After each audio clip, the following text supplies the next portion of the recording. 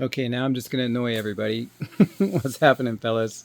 This is what I talked about in that video with Juan Sanchez, that, the worst offender on the location of the control horns is the rudder. And so I told him, as long as the hard point's long enough, then I can just relocate the control horns. On this Extreme Flight 100-inch slick, I was able to drop this down. This is a complete control horn width below the factory control horn slots, to where it lines up with the very top edge of the servo body. If you put a ruler across there, and that keeps my geometry good on this push rod throughout the entire range of travel. So anyway, the point is, the hard point was long enough on this particular model that I was just able to cut 2 new slots and glue the control horn in. What I was telling Juan in Skybound RC interview was, if the hard point's not there, and you can see here, that's the factory hard point on the right, and there's a further right is another factory slot. But that factory slot on the right here that I've cut out makes it into their hard point. But the lower slot that I added, just not a factory location, which now gets me way better angles for my servo. It doesn't fall on a hard point. So no problem. I've done this stuff millions of times for the years. And just cut the covering out of this, lightning hole right there, like you see on the back side. Same thing, just cut it out. And then I'll make a bigger red piece that goes over this and stick it on, and nobody will notice. And you won't see it in a video, you won't see it in a picture. Nobody at the field will really notice or care. I certainly won't care. And then I'll make a hard point. What I do always, I think I mentioned it in the Skybound RC video, but you see they have, it's in the shadow, but their hard point is a block of balsa, which I have too, for this purpose. And then they put a little piece of, not quality aircraft ply, but a little bit, decent ply on the side here. You can see the dark edge of it.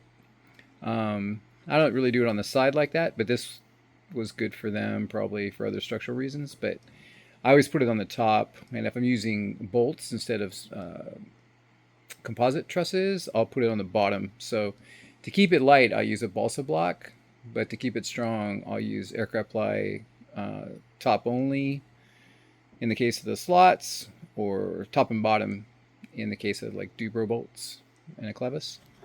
Then there was 2 hinges that came through for the removable rudder, and so one of them's, you can see, is dremelled off, and that was right where I want to put the hard point, so would have made it tough to deal with. So I just quickly dremelled that off. It's kind of hidden in there and everything, but with this style of Dremel bit, I was able to quickly whack that thing right off. I tried a little trick first, and I thought maybe I could burn it off, so I took an old ruler that I didn't like, and focus, there we go. And I bent it into a 90, and I heated it up 1200 degrees with my commercial heat gun, and it got super hot, like super hot. But that hinge was pretty impervious to the heat. Surprisingly, it's pretty hard, but to this style bit, it was like butter. So it's funny how just having the right tool makes all the difference. But yeah, now I'll glue in my balsa block with aircraft fly top.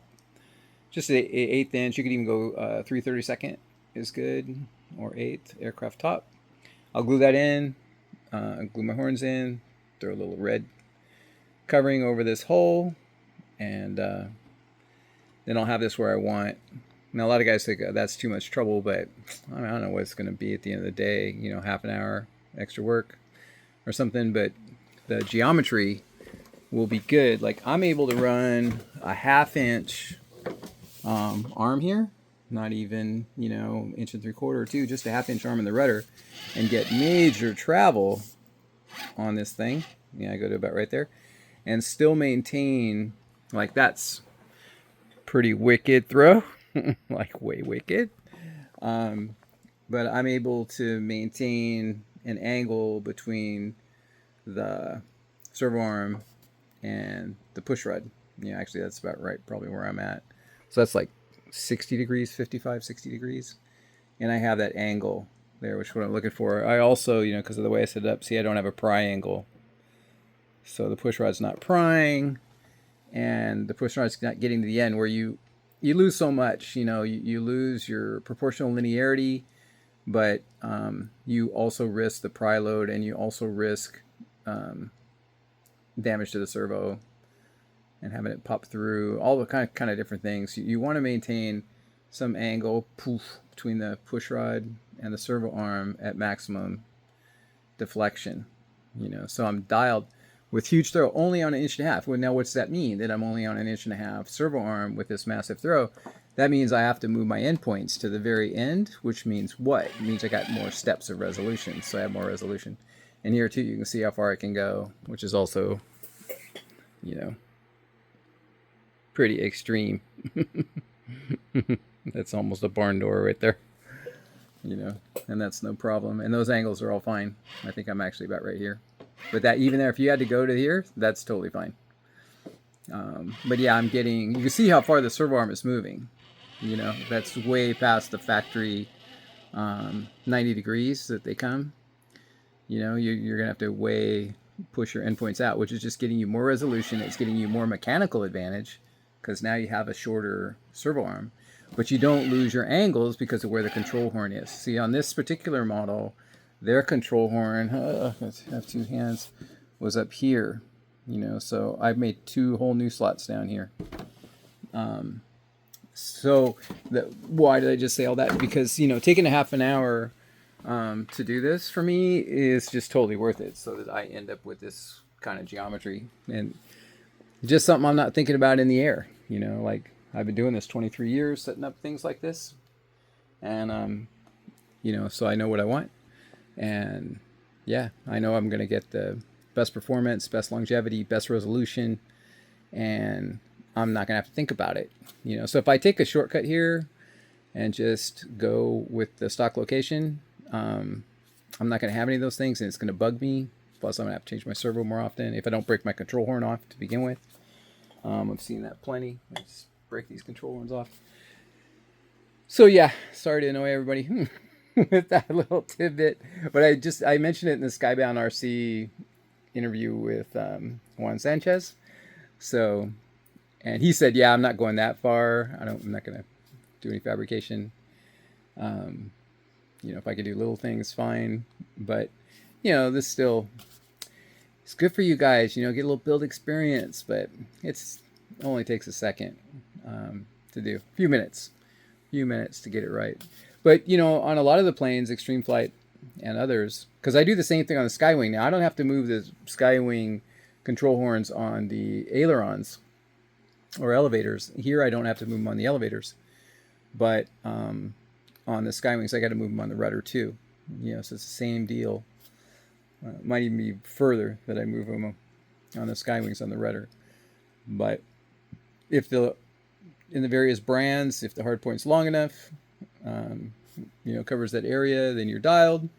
And that's been the case all year. This is the first one I've had to do. But it's easy. Nothing to it, man. Yeah, I just cut that hole in 2 seconds, and then I dremeled off that thing in another 2 seconds. And right now, as soon as I quit this video, I'll just cut myself a quick piece of balsa stock that I already have, and glue it in, and be done. Yeah, I would say 20 minutes from now, maybe 15 minutes from now, I would give myself a little challenge. 15 minutes from now, I'll have the hard port glued in, the slotted, and the control horn glued in and ready to go. Here's the control horn. See, it's got the conicals on each side of the ball joint, so it gets a big swivel with ease. It swivels. So that's all dialed. So yeah, I'm going to give myself a little challenge. 15 minutes to where this is done, and the covering's done. I think I could do it. All right, out.